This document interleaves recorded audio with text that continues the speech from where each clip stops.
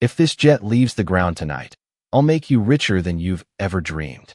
The woman's voice cut through the cold Wyoming air as rain tapped against the hangar roof like impatient fingers. Every mechanic nearby stopped what they were doing. A few exchanged amused looks. One man even laughed under his breath, because the person she was speaking to wasn't a pilot, an executive, or a celebrated engineer. He was a single dad in a faded work jacket standing beside a fuel cart with grease on his hands and exhaustion in his eyes. Ethan Walker glanced up slowly. The floodlights reflected across the wet tarmac behind him, turning the puddles into pools of silver. Beyond them sat a sleek private jet worth more money than he would likely earn in several lifetimes.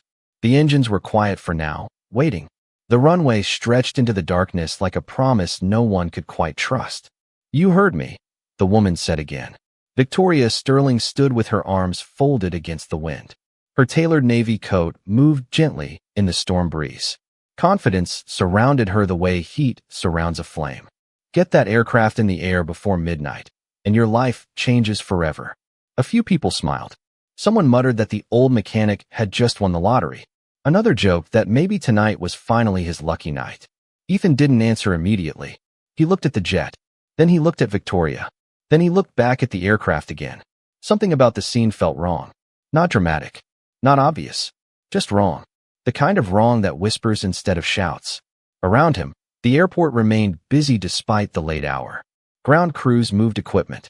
Security vehicles rolled across the rain-dark pavement.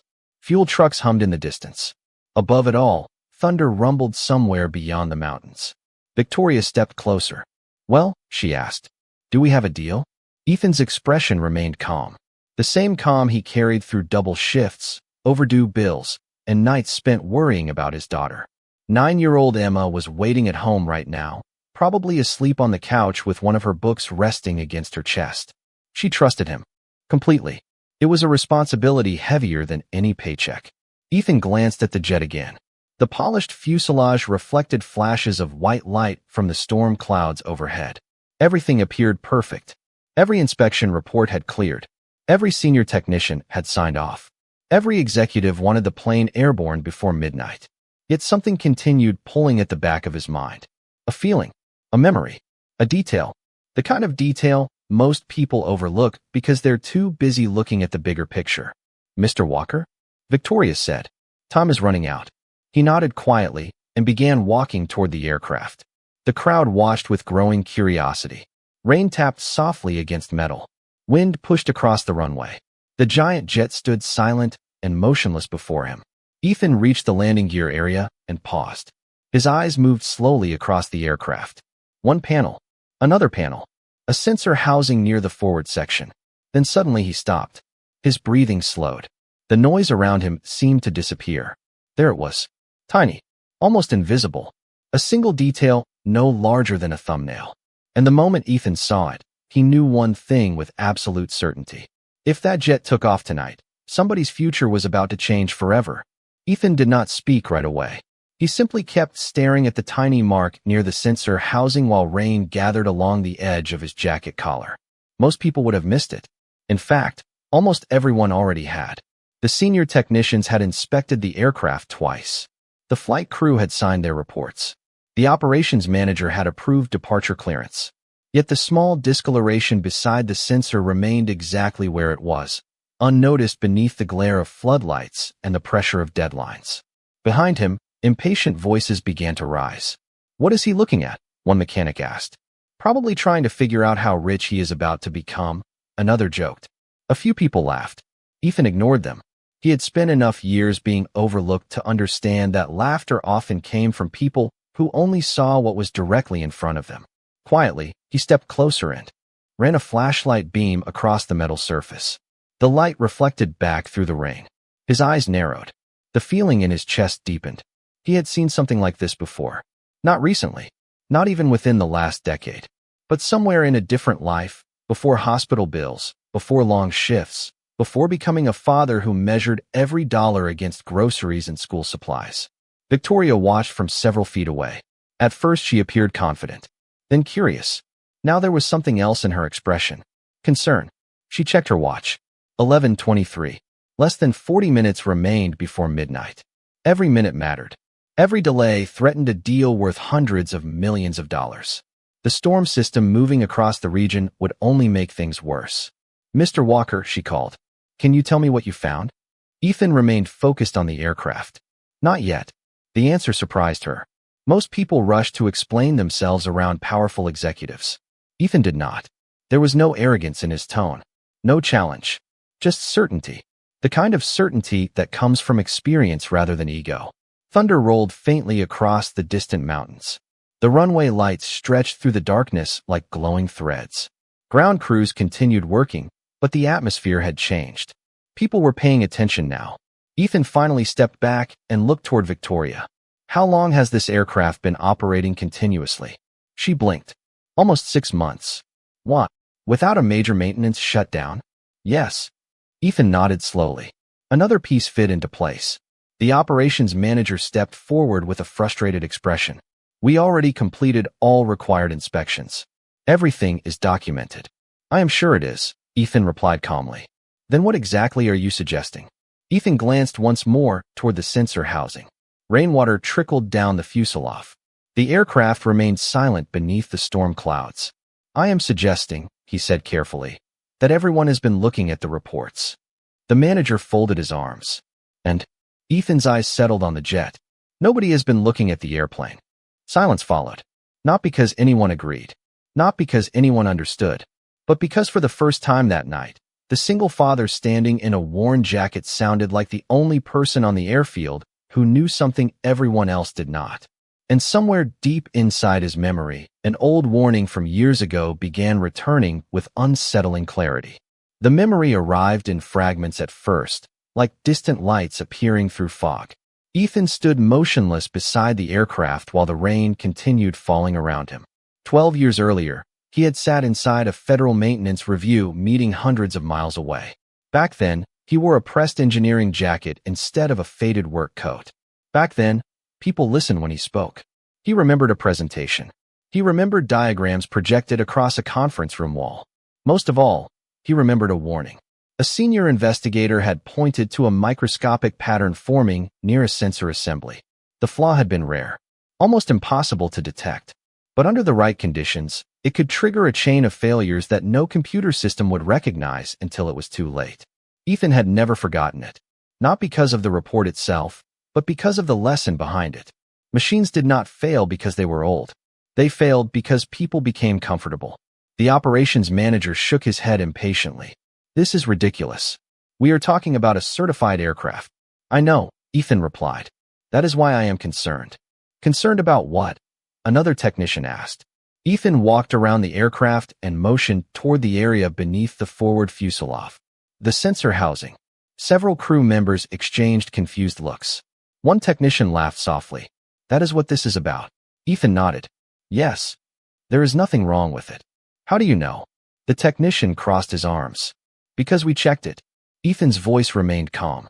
"You checked the readings." The technician frowned. "Same thing." "No," Ethan said quietly. "It is not." Victoria watched the exchange carefully. The storm clouds overhead seemed lower now. Wind swept across the runway carrying the scent of rain and jet fuel. Somewhere in the distance, a clock inside the operations building marked another passing minute. 11:29. The deadline was approaching. Yet the confidence she had carried all evening was beginning to fade. Something about Ethan unsettled her. Not in a threatening way. In a truthful way. He was not trying to impress anyone. He was not negotiating for money. He was not even defending himself against the growing skepticism. He simply seemed unwilling to ignore what he saw. "Tell me exactly what you think is happening," Victoria said. Ethan looked at her.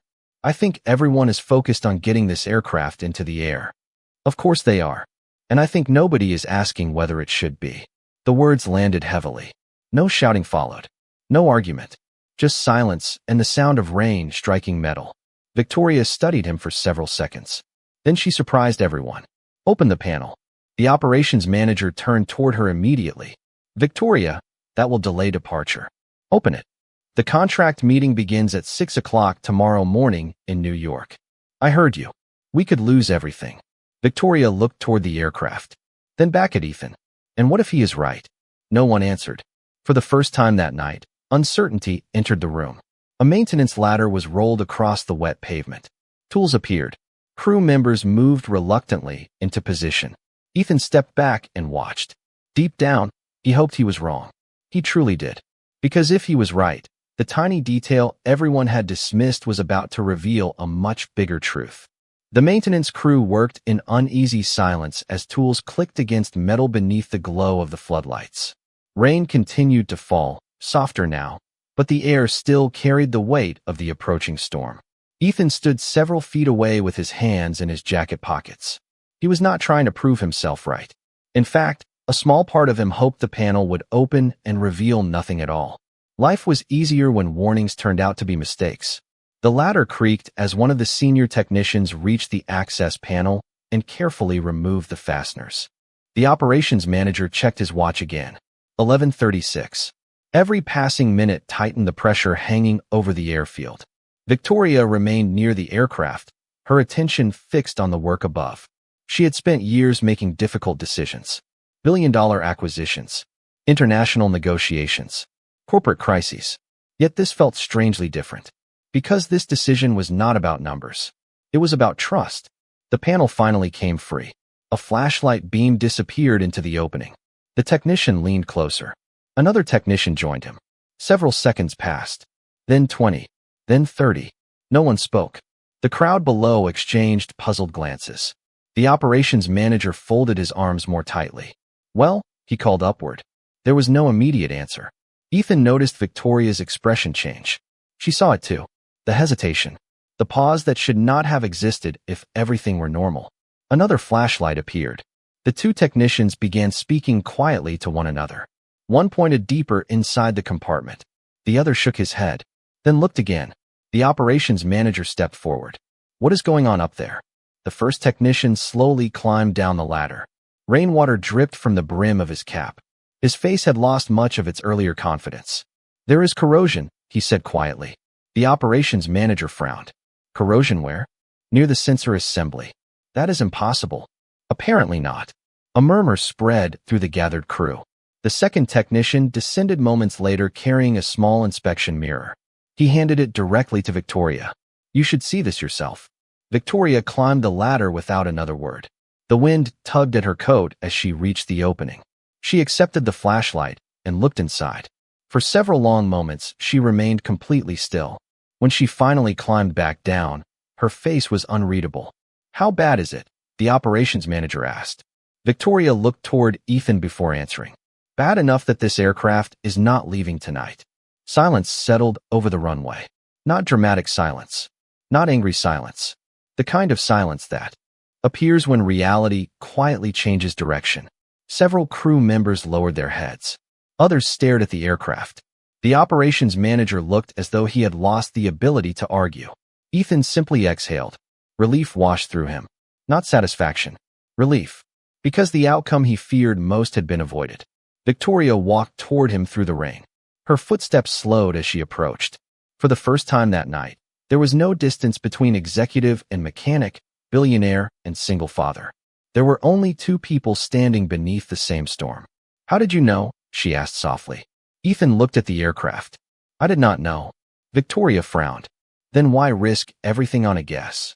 A faint smile touched the corner of Ethan's mouth. Because sometimes the smallest details tell the biggest truths. Victoria followed his gaze toward the silent jet. Then she looked back at the man everyone had overlooked. And for the first time that evening, she realized she knew almost nothing about him. The rain finally began to ease, leaving a thin mist drifting across the airfield as midnight approached. Most of the crew had returned to the operations building, but the energy was different now. Earlier, they had walked with confidence. Now they moved with caution. The aircraft sat grounded beneath the floodlights, a silent reminder that certainty could disappear in a single moment. Ethan gathered his tools from the maintenance cart and prepared to leave. His shift had technically ended an hour earlier. He had no interest in staying for praise, explanations, or attention. He simply wanted to get home. Emma would be asleep by now. He smiled faintly as he imagined finding one of her books open beside her pillow. She always promised she would stay awake until he got home. She never managed it. Mr. Walker. Ethan turned. Victoria was walking toward him carrying a tablet computer under one arm. Her expression was thoughtful rather than hurried. You are leaving? My daughter has school tomorrow. Victoria nodded slowly. Of course. For a moment neither spoke. The wind moved gently through the empty tarmac. Somewhere in the distance a service vehicle rolled past, its amber lights glowing against the darkness. I owe you an apology, Victoria finally said. Ethan looked surprised. For what? For assuming I knew who you were. Ethan laughed softly. Most people do. No, she replied. Most people assume. There is a difference. Her answer caught him off guard. Victoria looked down at the tablet in her hand. After we grounded the aircraft, I asked Human Resources for your employment file. Ethan raised an eyebrow. That sounds dangerous. For the first time that night, Victoria smiled. It was enlightening. Ethan said nothing. You have been working temporary contracts for almost 8 years, she continued. You have certifications most engineers would spend decades trying to earn. Yet you never apply for management positions. You never request promotions. You never even negotiate your rates. Ethan glanced toward the runway. I had other priorities. Your daughter. My daughter. Victoria nodded. The answer somehow told her more than an entire file ever could. She had spent her career surrounded by people chasing larger titles, larger offices, larger paychecks. Yet standing in front of her was a man who had quietly placed a child above every ambition he once carried. There was something rare about that. Something she respected. Do you know what almost happened tonight? She asked. Ethan looked at the grounded jet. A very expensive delay. Much more than that. Victoria opened the tablet and turned the screen toward him. The maintenance inspection now showed damage extending far deeper than the initial corrosion. Repair estimates filled the page. Additional system vulnerabilities had already been discovered. Ethan studied the report silently. You were right, Victoria said. The sensor was not the problem. He looked up. It was the warning. Victoria nodded slowly. The realization settled between them. Sometimes truth did not arrive loudly. Sometimes it arrived through a tiny detail everyone else ignored. And as Ethan stared at the report glowing beneath the airport lights, neither of them noticed that a much larger discovery about his past had already begun unfolding inside Victoria. Sterling's corporate records department.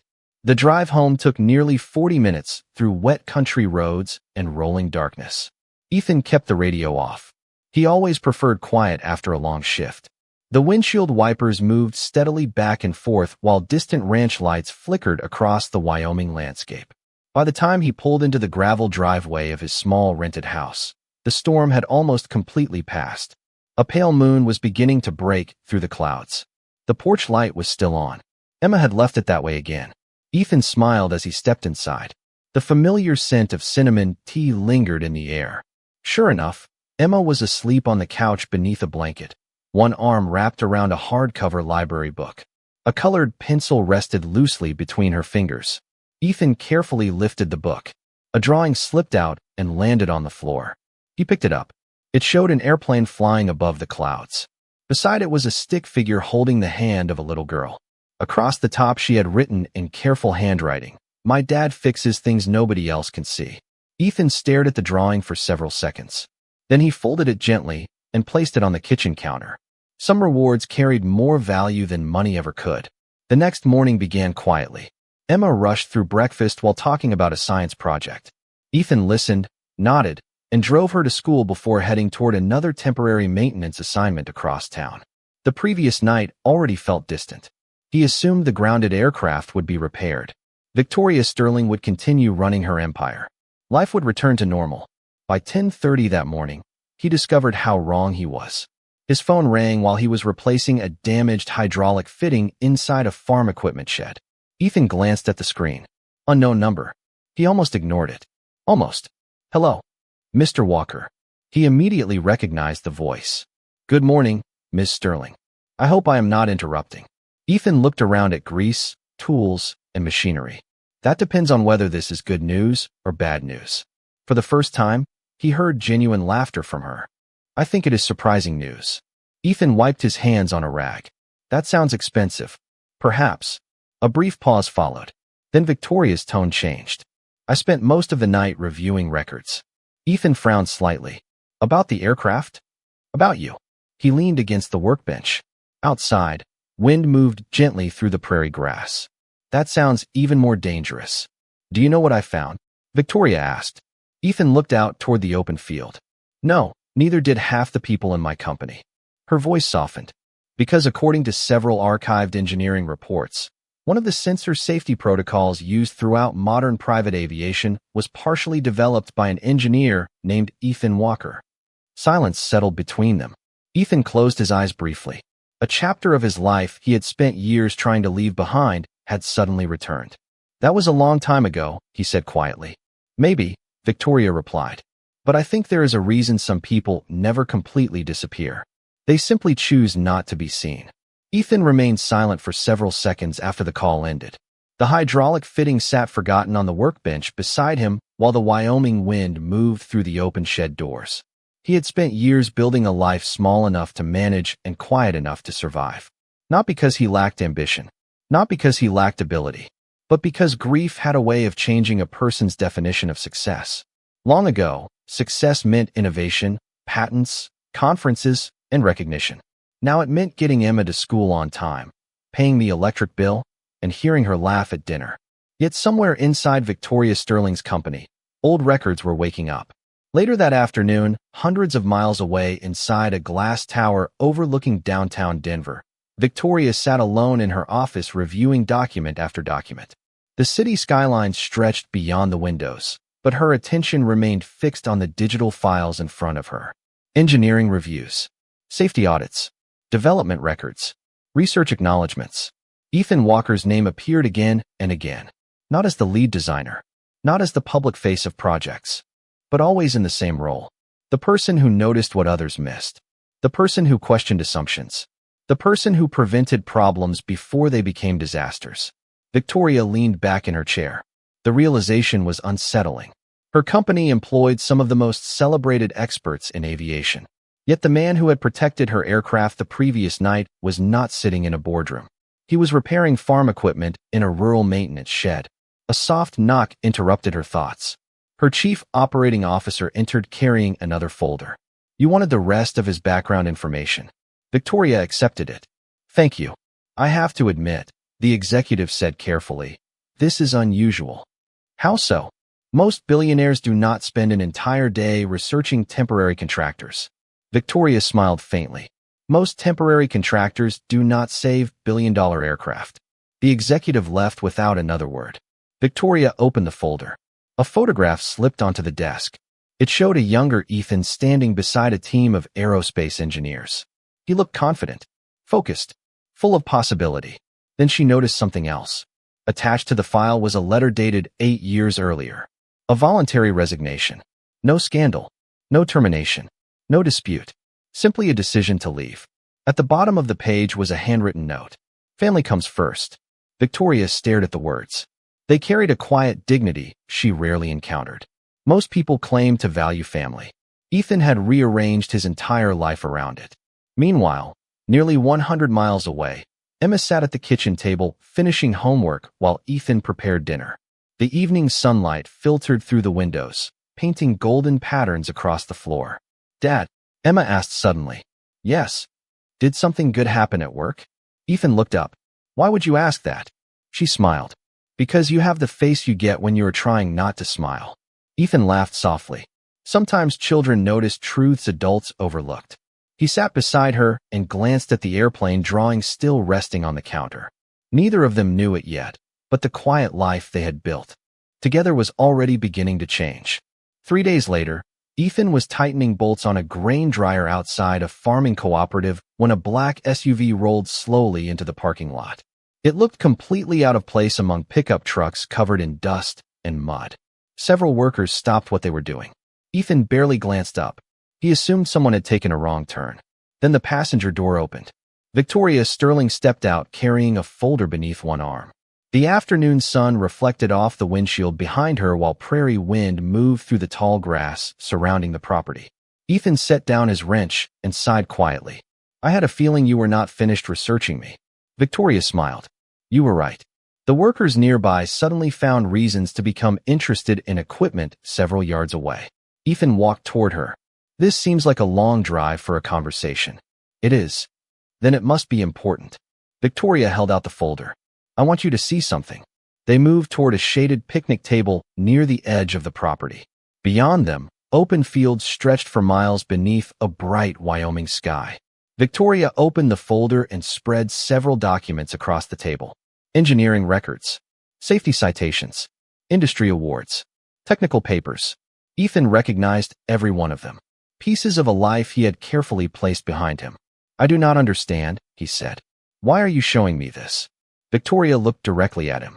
Because nobody should spend years believing their best work no longer matters. Ethan stared at the papers. The wind turned one page. Another. Memories surfaced that he had not revisited in years. Long nights. Design reviews. Test facilities. Ambitious plans for the future. Then came the hospital visits. The difficult phone calls. The loss that changed everything. Those accomplishments belong to another version of me, he said quietly. Maybe, Victoria replied. But the man who noticed that flaw on the aircraft was the same man. Ethan said nothing. For several moments, only the sound of wind filled the silence. Then Victoria reached into the folder and removed one final document. Yesterday morning, our board completed its investigation. Ethan looked down. The report summarized everything discovered after the aircraft was grounded. Additional failures, hidden risks, system weaknesses, repair estimates exceeding tens of millions of dollars. At the bottom was a single conclusion. Early intervention prevented a major operational catastrophe. Ethan slowly exhaled.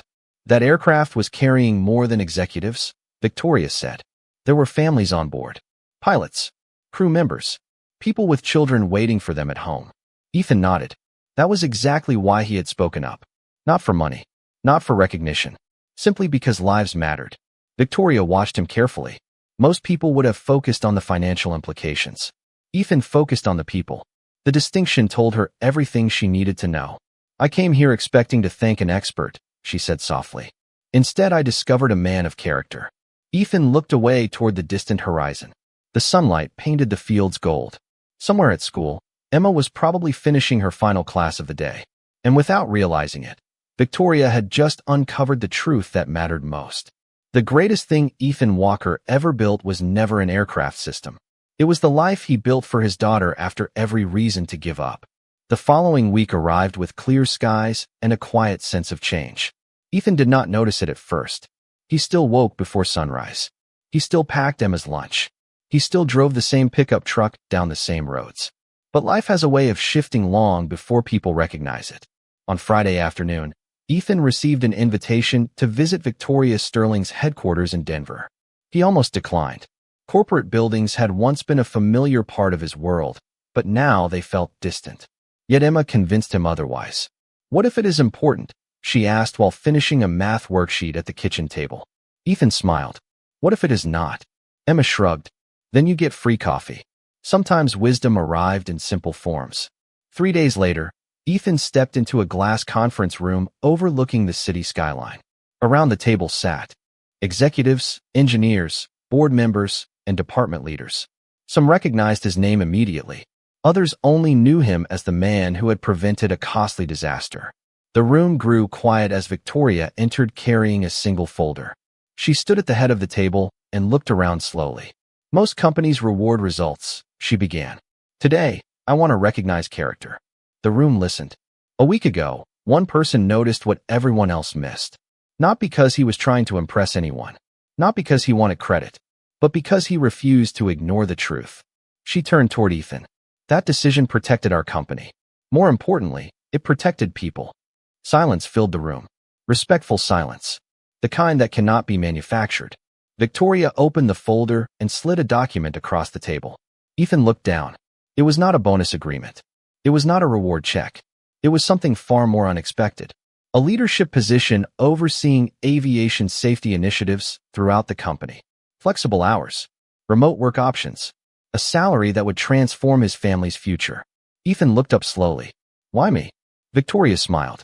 Because expertise can be taught. Integrity cannot. Several executives nodded. No one argued. They had spent days reviewing his history, his work, his choices. The conclusion had always been the same. Ethan Walker was exactly who he appeared to be. A man of quiet strength. A father who placed family before ambition. a professional who valued truth more than recognition. Later that evening, Ethan drove home beneath a sky painted gold by the setting sun. Emma waited on the porch when he arrived. The moment she saw his expression, she ran toward him. "You got the good news face again," she said. Ethan laughed and lifted her into a hug. "Maybe I did. So what happened?" He looked at his daughter, then toward the horizon where the last light lingered above the Wyoming fields. The answer felt larger than a new job or a bigger paycheck. "We got a second chance," he said softly. Emma smiled without fully understanding. Children often do. As darkness settled across the prairie, Ethan stood beside the life he had fought so hard to protect. The world had finally seen what he never needed to announce. Real wealth was never the money someone promised him. It was the dignity he kept, the truth he followed, and the family waiting for him at home.